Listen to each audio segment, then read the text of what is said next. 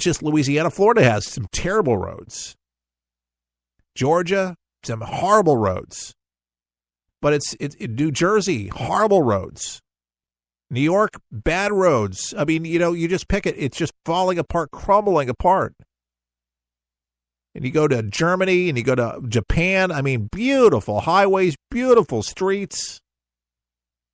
They don't have the garbage that is going on here. But finally, a builder, a businessman, wants to rebuild us. That's our infrastructure. We need the bridges replaced, the tunnels replaced. Things need to be reworked.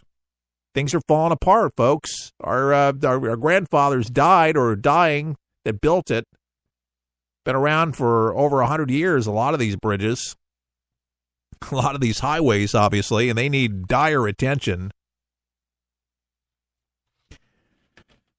Here's the strange Klan I mentioned earlier.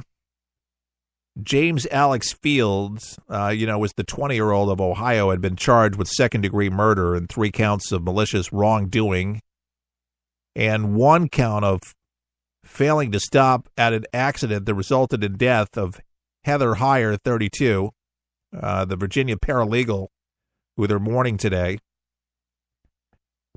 But this is just disgusting. The leader of the Ku Klux Klan group based in North Carolina said that he was glad, and I mentioned this earlier, but he was glad that a woman died and others were injured after a man allegedly drove his car into a crowd of counter-protesters. He says, I'm sort of glad that them people got hit, and I'm glad that that girl died, Moore said. They were a bunch of communists out there protesting against somebody's freedom of speech, so it doesn't bother me that they got hurt at all. I think we're going to see more of this stuff like this happening at white nationalist events, Moore added. The KKK group is based in Pelham, North Carolina, and some members were in Charlottesville on the day of the protest. We were out there, and I seen a lot of communist flags and anti-fascist, and we're going to see more stuff like this, Moore said. White people are getting fed up with the double standard set up in America today by the controlled press. We should have been able to go out there and have our protest, and it should have been peaceful, but it's the anti-fascists and the communists continuing to try to stop us, Moore said. I think that there will be more violence like this in the future to come. Moore applauded Fields' actions and called the suspect a white patriot. Dear God. Horrible. And I had to articulate it, folks, for what these groups are saying. That is really amazingly hurtful. Couldn't even say, I'm sorry that she got killed.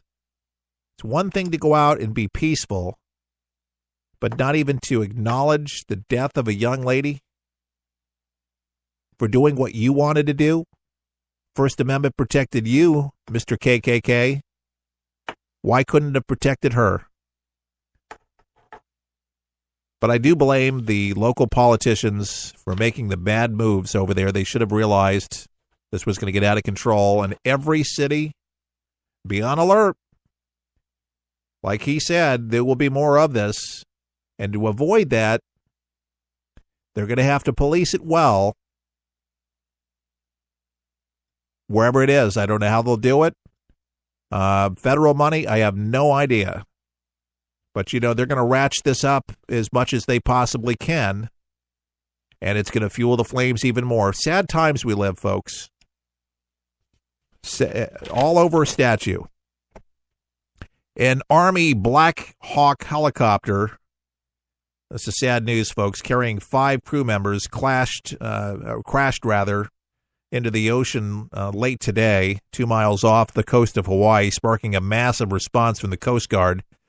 The Coast Guard had said it received a call around 10:08 p.m. local time there in Hawaii from personnel at Wheeler Army Airfield saying that the base lost communications with one of its UH-60 Black Hawk air crews.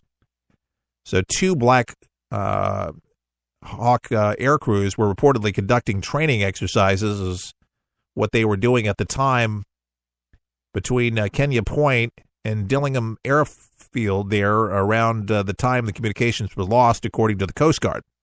So officials spotted a debris field around 11:30 p.m. Tuesday near Kenya Point off the island of Oahu, and responders are searching for 5 missing crew members at this time, folks, using an HC-130 Hercules airplane, several Coast Guard boats, and a shore patrol with the Honolulu Fire Department. It's not clear what may have caused the crash, but the Coast Guard said that the weather on the scene currently, 11-mile-per-hour winds and 2-foot seas. Our prayers, hopefully somebody survived. Aren't they having problems with those Black Hawk helicopters? I mean, there was that movie Black Hawk, but they got shot. Just those helicopters, it seems like they just have so many mechanical problems. But with a helicopter, man, unlike the plane, I mean, once that propeller stops spinning, I mean, it's you just go down. And oddly, some of the planes do the similar thing where it seems like you think you could glide down, but sometimes structural issues happen too. But the sad thing is it's we're men in uniform that protect us, that we're on a training maneuver, and we're holding out hope. Maybe they'll find some survivors, and that would be really good news. Sometimes they do. But right now, according to local authorities, they're saying it doesn't look good at all. So, again, our prayers for the family right now as they're still trying to search for them there in Hawaii. Appreciate you joining us today. A lot of tough subject matter, but we got to talk about it because it's a conversation across America, and it affects all of us. It really does. But emotionally speaking, it does. Don't let it get you down. We're going to get through this. Our country always does. But we have to band together, pull together, and we need to say a prayer for America. We love her, and we want to protect her and all its people. There's always going to be loons out there. But there's the First Amendment that protects us all.